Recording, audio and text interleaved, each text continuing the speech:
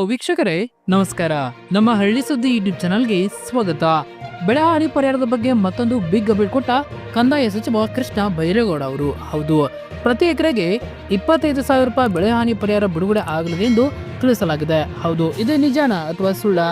ಯಾವ್ಯಾವ ರೈತರಿಗೆ ಜಮಾ ಆಗಲಿದೆ, ಜಮಾ ಆಗ್ಬೇಕಂದ್ರೆ ಯಾವೆಲ್ಲ ಕೆಲಸವನ್ನ ಮಾಡಬೇಕು, ಎಲ್ಲವನ್ನೂ ಕೂಡ ಇಲ್ಲಿ ತಿಳಿಸ್ಕೊಡ್ತಾ ಹೋಗ್ತೀವಿ. ದಯವಿಟ್ಟು ಸ್ಕಿಪ್ ಮಾಡದೆ ನಮ್ಮ ವಿಡಿಯೋನ ಸಂಪೂರ್ಣವಾಗಿ ನೋಡಿ. ಹಾಗೆ ನೀವು ನಮ್ಮ ಚಾನಲ್ ಅನ್ನ ಸಬ್ಸ್ಕ್ರೈಬ್ ಆಗಿಲ್ಲ ಅಂತಂದ್ರೆ ಈ ಕೂಡಲೇ ಸಬ್ಸ್ಕ್ರೈಬ್ ಆಗಿ, ಹಾಗೆ ಬೆಲ್ ಐಕನ್ ಕ್ಲಿಕ್ ಮಾಡಿ ಆಲ್ ಅಂತ ಸೆಲೆಕ್ಟ್ ಮಾಡಿ. ಹಾಗೆ ನಿಮ್ಮ ಖಾತೆಗೆ ಎಷ್ಟು ಬೆಳೆ ಹಾನಿ ಪರಿಹಾರ ಜಮಾ ಆಗಿದೆ ಎಂಬುದನ್ನ ನಮ್ಮ ಕಮೆಂಟ್ ಬಾಕ್ಸ್ ಅಲ್ಲಿ ತಿಳಿಸಿ. ಈ ಬಾರಿಯ ಮುಂಗಾರು ಹಂಗಾಮಿನಲ್ಲಿ ಅತ್ಯಧಿಕ ಮಳೆಯಿಂದ ರಾಜ್ಯದ ವಿವಿಧ ಜಿಲ್ಲೆಗಳಲ್ಲಿ ಉಂಟಾಗಿರುವ ಬೆಳೆ ಹಾನಿ ಮತ್ತು ಮಳೆ ಹಾನಿ ಆಗಿರುವ ಅರ್ಹ ರೈತರಿಗೆ ಪರಿಹಾರದ ಹಣವನ್ನು ಬಿಡುಗಡೆ ಮಾಡುವ ಕುರಿತು ಕಂದಾಯ ಸಚಿವ ಕೃಷ್ಣ ಬೈರೇಗೌಡ ಅವರು ಇಲಾಖೆಯ ಸಭೆಯಲ್ಲಿ ಅಧಿಕಾರಿಗಳಿಗೆ ಪರಿಹಾರ ಬಿಡುಗಡೆ ಕುರಿತು ಸೂಚನೆಯನ್ನ ನೀಡಿದ್ದು, ಇದರ ವಿವರವನ್ನ ಇಲ್ಲಿ ಹಂಚಿಕೊಳ್ಳಲಾಗಿದೆ. ಅತಿವೃಷ್ಟಿ ಮತ್ತು ಅನಾವೃಷ್ಟಿಯಿಂದ ಉಂಟಾಗುವ ಬೆಳೆ ಮತ್ತು ಮನೆ ಹಾನಿಗೆ ರಾಜ್ಯ ಕಂದಾಯ ಇಲಾಖೆಯಿಂದ NDRF ಮಾರ್ಗಸೂಚಿ ಅನ್ವಯ ಅರ್ಹ ಅರ್ಜಿದಾರರಿಂದ ಅರ್ಜಿಯನ್ನು ಸಂಗ್ರಹಣೆ ಮಾಡಿ ಪರಿಹಾರ ತಂತ್ರಾಂಶದಲ್ಲಿ ಹೆಸರನ್ನು ನೋಂದಣಿ ಮಾಡಿ ಹಾನಿಗೆ ಪರಿಹಾರವನ್ನು ಫಲಾನುಭವಿಗಳಿಗೆ ವಿತರಣೆ ಮಾಡಲಾಗುತ್ತಿದೆ. ಇದೇ ಮಾದರಿಯಲ್ಲಿ ಈ ಬಾರಿ ರಾಜ್ಯದ ಅನೇಕ ಜಿಲ್ಲೆಗಳಲ್ಲಿ ಅತ್ಯಧಿಕ ಮಳೆಯಿಂದ ಮನೆ ಮತ್ತು ರೈತರ ಬೆಳೆ ನಷ್ಟವಾಗಿದ್ದು, ಪರಿಹಾರವನ್ನ ವಿತರಣೆ ಮಾಡಲು ಕಂದಾಯ ಇಲಾಖೆ ಮುಂದಾಗಿದೆ. ಮಂಗಳವಾರ ಹಾಸನ ಜಿಲ್ಲೆಯಲ್ಲಿ ಕಂದಾಯ ಸಚಿವ ಕೃಷ್ಣ ಬೈರೇಗೌಡ ಅಧ್ಯಕ್ಷತೆಯಲ್ಲಿ ನಡೆದ ಪ್ರಗತಿ ಪರಿಶೀಲನಾ ಸಭೆಯ ಬಳಿಕ ವಿಡಿಯೋ ಕಾನ್ಫರೆನ್ಸ್ ಮೂಲಕ ಎಲ್ಲಾ ಜಿಲ್ಲಾಧಿಕಾರಿಗಳು ಮತ್ತು ವಿಪತ್ತು ನಿರ್ವಹಣಾ ಇಲಾಖೆಯ ಪ್ರಧಾನ ಕಾರ್ಯದರ್ಶಿಗಳು ಮತ್ತು ಆಯುಕ್ತರ ಸಭೆಯಲ್ಲಿ ಬೆಳೆ ಹಾನಿ ಪರಿಹಾರ ಹಣ ಬಿಡುಗಡೆ ಕುರಿತು ಇಲಾಖೆಯ ಅಧಿಕಾರಿಗಳಿಗೆ ಸೂಚನೆ, ಸೂಕ್ತ ನಿರ್ದೇಶನವನ್ನು ನೀಡಿದರು. ಚಿತ್ರದುರ್ಗ ಮತ್ತು ಬೀದರ್ ಹೊರತುಪಡಿಸಿ ಉಳಿದ ಜಿಲ್ಲೆಗಳಲ್ಲಿ ಹೆಚ್ಚು ಮಳೆಯಾಗಿದೆ. ಹೌದು, 2025-26ನೇ ಸಾಲಿನ ಮುಂಗಾರು ಹಂಗಾಮಿನಲ್ಲಿ ಇಲಾಖೆಯ ಅಂಕಿಅಂಶಗಳ ಮಾಹಿತಿ ಪ್ರಕಾರ ಚಿತ್ರದುರ್ಗ ಮತ್ತು ಬೀದರ್ ಹೊರತುಪಡಿಸಿ ಬಾಕಿ ಉಳಿದ ಜಿಲ್ಲೆಗಳಲ್ಲಿ ಉತ್ತಮ ಮಳೆ ದಾಖಲಾಗಿದ್ದು, ಕೆಲವು ಜಿಲ್ಲೆಗಳಲ್ಲಿ ವಾಡಿಕೆಗಿಂತ ಅಧಿಕ ಮಳೆ ಬಂದಿರುತ್ತದೆ. ಜೊತೆಗೆ ರಾಜ್ಯದ ಬಹುತೇಕ ಜಲಾಶಯಗಳು ಭರ್ತಿ ಹಂತಕ್ಕೆ ತಲುಪಿದ್ದು, ಅಧಿಕ ಮಳೆಯಿಂದ ಕೆಲವು ಜಿಲ್ಲೆಗಳಲ್ಲಿ ರೈತರ ಬೆಳೆ ಮತ್ತು ನಾಗರಿಕ ಮನೆಗಳು ಹಾನಿಯಾಗಿರುವುದು ದಾಖಲಾಗಿದೆ ಎಂದು ಸಭೆಯಲ್ಲಿ ಅಧಿಕಾರಿಗಳು ಮಾಹಿತಿಯನ್ನ ಹಂಚಿಕೊಂಡಿದ್ದಾರೆ.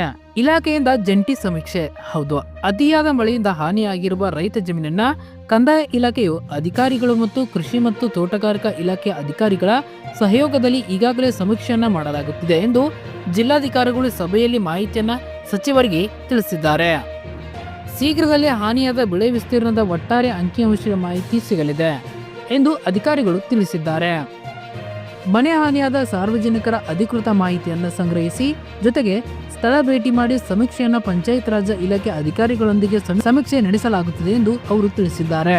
ಶೀಘ್ರದಲ್ಲೇ ಪರಿಹಾರ ಬಿಡುಗಡೆ. ಹೌದು, ಕಂದಾಯ ಸಚಿವ ಕೃಷ್ಣ ಬೈರೇಗೌಡ ಅವರು ವಿಡಿಯೋ ಕಾನ್ಫರೆನ್ಸ್ ಮೂಲಕ ನಡೆದ ಸಭೆಯಲ್ಲಿ ಎಲ್ಲಾ ಅಧಿಕಾರಿಗಳಿಗೆ ವಿವಿಧ ಜಿಲ್ಲೆಗಳಲ್ಲಿ ಅಧಿಕ ಮಳೆಯಿಂದ ಉಂಟಾಗಿರುವ ಹಾನಿಯ ವಿವರವನ್ನ ಮತ್ತು ರೈತರ ಅರ್ಜಿಗಳನ್ನು ಕೂಡಲೇ ಪರಿಹಾರ ತಂತ್ರಾಂಶದಲ್ಲಿ ದಾಖಲಿಸಲು ಸೂಚಿಸಿದ್ದು, ಅರ್ಹ ಫಲಾನುಭವಿಗಳಿಗೆ ಪರಿಹಾರ ವಿತರಣೆ ಮಾಡಲು ನಿರ್ದೇಶನವನ್ನು ನೀಡಲಾಗಿದೆ. ಬೆಳೆ ಹಾನಿಯಾದ ರೈತರು ಕೂಡಲೇ ಅರ್ಜಿ ಸಲ್ಲಿಸಿ. ಹೌದು, ಅತಿಯಾದ ಮಳೆಯಿಂದ ಬೆಳೆ ಹಾನಿ ಆಗಿರುವ ರೈತರು ನಿಮ್ಮ ಹೋಬಳಿಯ ರೈತ ಸಂಪರ್ಕ ಕೇಂದ್ರ ಅಥವಾ ನಿಮ್ಮ ಹಳ್ಳಿಯ ಗ್ರಾಮ ಚಾವಡಿ ಅಂದ್ರೆ ಕಂದಾಯ ಇಲಾಖೆ ಕಚೇರಿಯನ್ನು ನೇರವಾಗಿ ಅಗತ್ಯ ದಾಖಲಾತಿಗಳಾದ ಆಧಾರ್ ಕಾರ್ಡ್, ಹಾನಿಯಾದ ಜಮೀನಿನ ಪಹಣಿ, ಬ್ಯಾಂಕ್ ಪಾಸ್ಬುಕ್ ಸಮೇತ ಭೇಟಿ ಮಾಡಿ ಅರ್ಜಿ ಸಲ್ಲಿಸುವಂತೆ ಇಲಾಖೆ ಅಧಿಕಾರಿಗಳು ಸೂಚನೆ ನೀಡಿದ್ದಾರೆ. ಬೆಳೆ ಹಾನಿ ಪರಿಹಾರ ವಿತರಣೆಗೆ ಡಿಜಿಟಲ್ ತಂತ್ರಾಂಶ. ಒಮ್ಮೆ ಬೆಳೆ ಹಾನಿಯಾದ ರೈತರ ಅಗತ್ಯ ದಾಖಲಾತಿಗಳ ಸಮೇತ ಇಲಾಖೆಯನ್ನ ಭೇಟಿ ಮಾಡಿ ಅರ್ಜಿಯನ್ನು ಸಲ್ಲಿಸಿದ ಬಳಿಕ ಈ ವಿವರವನ್ನ ಪರಿಹಾರ ತಂತ್ರಾಂಶದಲ್ಲಿ ಕಂದಾಯ ಇಲಾಖೆಯು ನಿಮ್ಮ ಹಳ್ಳಿಯ ಗ್ರಾಮ ಆಡಳಿತ ಅಧಿಕಾರಿಗಳು ಆನ್ಲೈನ್ನಲ್ಲಿ ನಿಮ್ಮ ವಿವರವನ್ನು ತಂತ್ರಾಂಶದಲ್ಲಿ ದಾಖಲಿಸಿರುತ್ತಾರೆ. ಬಳಿಕ ರಾಜ್ಯ ಸರ್ಕಾರದಿಂದ ಅನುಮಾನ ಬಿಡುಗಡೆ ಆದ ತಕ್ಷಣ ನೇರವಾಗಿ ಅರ್ಹ ಫಲಾನುಭವಿಗಳಿಗೆ ರೈತರ ಬ್ಯಾಂಕ್ ಖಾತೆಗೆ ನೇರ ನಗದು ವರ್ಗಾವಣೆ ಮೂಲಕ ಪರಿಹಾರವನ್ನ ಬಿಡುಗಡೆ ಮಾಡಲಾಗುತ್ತಿದೆ. ಪರಿಹಾರದ ಹಣ ಬಿಡುಗಡೆ ಆಗಿರುವುದನ್ನ ನಿಮ್ಮ ಮೊಬೈಲಲ್ಲೇ ಚೆಕ್ ಮಾಡಿಕೊಳ್ಳಬಹುದು. ಬೆಳೆ ಹಾನಿ ಪರಿಹಾರವನ್ನ ಪಡೆಯಲು ಅರ್ಜಿಯನ್ನು ಸಲ್ಲಿಸಿದ ರೈತರು ಪರಿಹಾರದ ಹಣ ಬಂದಿರುವುದನ್ನ ನಿಮ್ಮ ಮೊಬೈಲಲ್ಲೇ ಚೆಕ್ ಮಾಡಿಕೊಳ್ಳಲು ಅವಕಾಶವಿದ್ದು, ಎರಡು ವಿಧಾನವನ್ನು ಅನುಸರಿಸಿ ನಿಮ್ಮ ಜಮಾ ವಿವರವನ್ನು ಈ ರೀತಿ ಚೆಕ್ ಮಾಡಿಕೊಳ್ಳಬಹುದು. ಮೊದಲನೇದಾಗಿ ನಮ್ಮ ಡಿಸ್ಕ್ರಿಪ್ಷನ್ ಬಾಕ್ಸ್ ಅಲ್ಲಿ ಲಿಂಕ್ ಅನ್ನ ಕೊಟ್ಟಿರ್ತೇವೆ. ಆ ಲಿಂಕ್ ಮೇಲೆ ಕ್ಲಿಕ್ ಮಾಡಬೇಕು. ನಂತರ ಅಧಿಕೃತ ಪರಿಹಾರ ತಂತ್ರಾಂಶವನ್ನ ತಲುಪುತ್ತೀರಿ. ಈ ರೀತಿ ಪೇಜ್ ಓಪನ್ ಆಗಿರುತ್ತದೆ. ನಂತರ ಇಲ್ಲಿ ಆಧಾರ್ ಸಂಖ್ಯೆಯನ್ನ ಆಯ್ಕೆ ಮಾಡಿ ನಂತರ ಸೆಲೆಕ್ಟ್ ಮಾಡಿಕೊಂಡು ಕಾಲಮಿಟಿ ಟೈಪ್ ನಲ್ಲಿ ಫ್ಲಡ್ ಎಂದು ಆಯ್ಕೆ ಮಾಡಿಕೊಳ್ಳಬೇಕು. ನಂತರ ಏರನ್ನ ಆಯ್ಕೆ ಮಾಡಿಕೊಳ್ಳಬೇಕು. ನಂತರ ಈ ಕೆಳಗೆ ಆಧಾರ್ ಸಂಖ್ಯೆ ಮತ್ತು ಕ್ಯಾಪ್ಚರ್ ಕೋಡ್ ಅನ್ನು ನಮೂದಿಸಿ ವಿವರಗಳನ್ನ ಪಡೆಯಿರಿ ಬಟನ್ ಮೇಲೆ ಕ್ಲಿಕ್ ಮಾಡಿದರೆ ಬೆಳೆ ಹಾನಿ ಪರಿಹಾರದ ಅರ್ಜಿಯ ಸ್ಥಿತಿ ಜೊತೆಗೆ ಪರಿಹಾರದ ಹಣ ಬಿಡುಗಡೆ ವಿವರ ಕಾಣಿಸುತ್ತದೆ.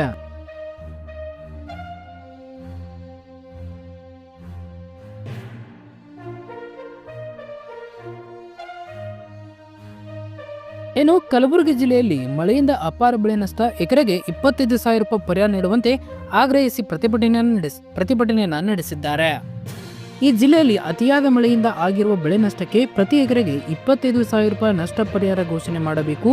ಈ ಸೇರಿದಂತೆ ಇನ್ನಿತರ ಬೇಡಿಕೆಗಳಿಗಾಗಿ ಆಗ್ರಹಿಸಿ ಅಖಿಲ ಭಾರತ ಕೃಷಿ ಮತ್ತು ಕಾರ್ಮಿಕರ ಸಂಘಟನೆಯ ಕಲಬುರಗಿ ಜಿಲ್ಲಾ ಸಮಿತಿ ವತಿಯಿಂದ ಪ್ರತಿಭಟನೆ ನಡೆಸಿದರು.